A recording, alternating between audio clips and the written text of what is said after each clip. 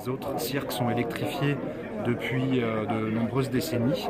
Seul le cirque de Mafat avait cette absence en fait de raccordement au réseau. On réalise aujourd'hui ces opérations 100% renouvelables, 100% solaires.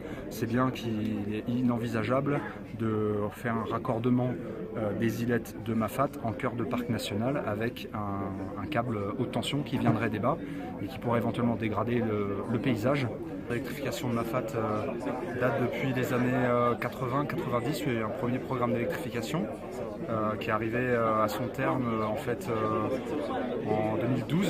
Et depuis 2012 en fait on travaille à mettre en place un service public de distribution d'électricité à Mafat en remplacement de cet ancien dispositif. Une technologie simple et robuste qui a fait ses preuves depuis je dirais les années 70. Des modules photovoltaïques qui convertissent en fait l'énergie solaire en énergie électrique.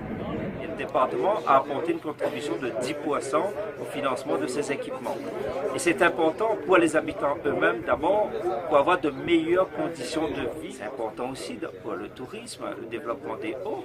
Et au département, nous sommes très attentifs au développement de cette micro-région des Hauts.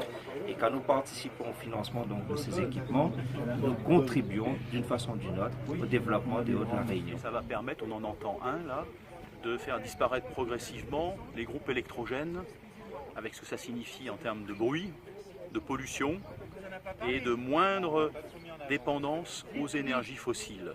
Et puis ne l'oublions pas, on est au cœur du patrimoine mondial de l'humanité, un parc national, donc c'est déjà un effort à la fois d'aménagement du territoire et un effort de reconnaissance du droit à bénéficier des mêmes services pour les habitants de Mafat. Donc là aujourd'hui on a finalisé les 10 premières installations qui vont pouvoir permettre de servir d'exemple, de modèle en fait pour l'électrification de l'ensemble des Mafatais sur un programme de 3 ans. L'objectif c'est d'arriver à apporter l'électricité, le service public d'électricité à l'ensemble des Mafatais d'ici 2020. Avant CEDEC, en fait, moi j'ai vu avec une entreprise pour pouvoir reposer une installation solaire chez moi pour pouvoir alimenter mes bungalows.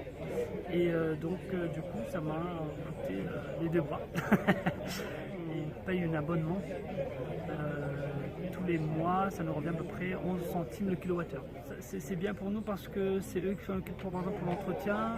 Donc on a pu à nous s'occuper de tout ça par rapport à l'installation, ça a moins de frais. On peut stocker un peu plus de choses au niveau des frigos, tandis qu'avant non, on n'avait pas.